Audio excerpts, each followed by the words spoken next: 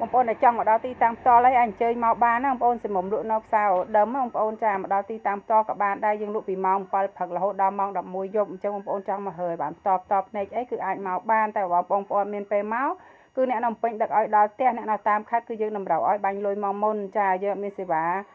យកលុយនៅតាមខេត្តទេគឺអធិស្ឋានបងប្អូនខ្លាំងមែនទែនហើយបងប្អូន